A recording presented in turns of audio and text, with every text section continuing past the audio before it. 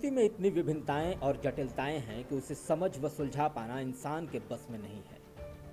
प्रकृति से ही तो मानव जीवन का अस्तित्व है, फिर भला मनुष्य कैसे अपने आप को प्रकृति से अलग रख सकता है।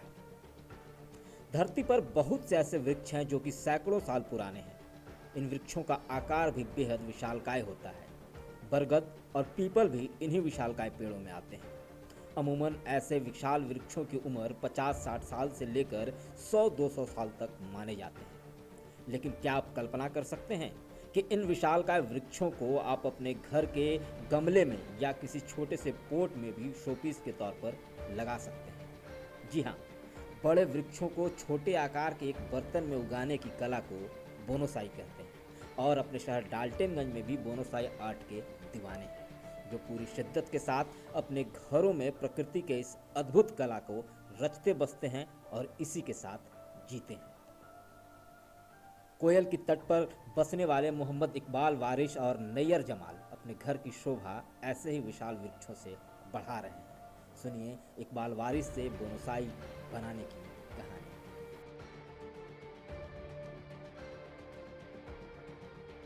आर्ट को कहते हैं बोनसाई आर्ट। ये बड़े पौधे को हम लोग छोटे गमले में बना करके रखते हैं। ये बहुत पुराना आर्ट है। ये चाइनीज़ और जैपनीज़ आर्ट है जिसको हम लोग हिंदुस्तान के पौधे हम बड़े बड़े शौक से नहीं लगा पाते हैं, तो इसको हम लोग छोटे ही पॉट में लगाते हैं और इसको लुक देते हैं। तो जितना ये जैसे मेरा 20 साल 25 साल का पौधा सब है, मेहनत करते हैं। बहुत मेहनत तरीके से इसको मेहनत करना पड़ता है, ऐसे छोड़ देने से गड़बड़ हो जाता है। तो इस आर्ट को हम लोग बोनसाई आर्ट कहते हैं।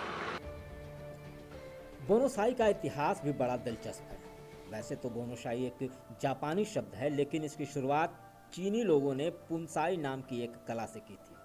इस खास तकनीक का इस्तेमाल कर उन्होंने छोटे छोटे बर्तनों में बौने पौधे उगाए और यह पेड़ का शक्ल बनाया। इस तकनीक के जरिए कुछ खास किस्म के पेड़ों को ही इस प्रकार उगाए जाते थे। उस समय यह एक बेशकीमती तोहफा माना जाता था। जापान में इस तकनीक की शुरुआत कम से कम 1200 साल पहले हुई थी। हालांकि नैयर जमाल इससे इत्तेफाक नहीं रखते। वे कहते हैं कि भारत में ही इसकी खोज हुई, बाद में चीन और जापान ने इसे अपनाया और इस कला को विकसित किया। इसीलिए इसे जापानी कला या चीनी कला कहा जाता है।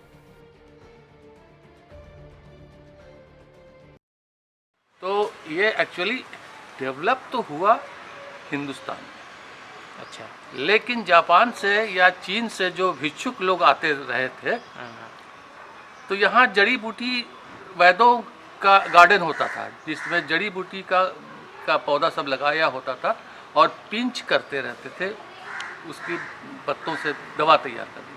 तो ये एक टेक्निक है जिसको कि साइज नहीं बढ़ने देंगे, इसको पिंच करते रहेंगे तो साइज नहीं बढ़ेगा। तो यही चीज़ उन लोगों को दिमाग में आया कि बड़ा अच्छा इसका शेप नीचे का आ रहा है। अच्छा। तो ये यहाँ से ही सीख के वहाँ गए और डेवलप इसको और आगे करेंगे। आज वो जापान का आर्ट माना जा रहा है, लेकिन ओरिजिनल हिंदुस्तान का ही आर्ट है। नैयर सर मानते हैं कि एक पेड़ अपना विशाल आकार त्याग कर एक बर्तन में तभी उग सकता है जब इंसान उसे पूरे प्यार और स्नेह से पाले व उसका ख्याल रखे। बोनोसाई की देखभाल करना किसी बच्चे को पालने के समान है, जिसमें आपको बहुत सी छोटी छोटी बातों को ध्यान में रखना पड़ता है।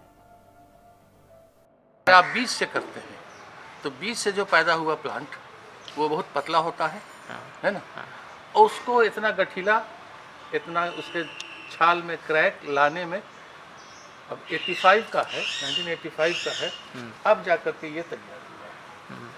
लेकिन इसकी बहुत सारी विधि है।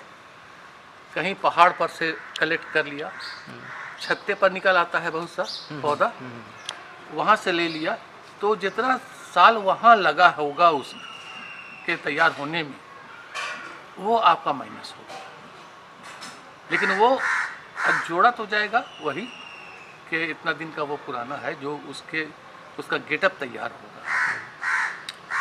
कलेक्शन से, कटिंग से करने पे समय कम लगता है, 1-1.5 साल के अंदर तैयार हो जाता है।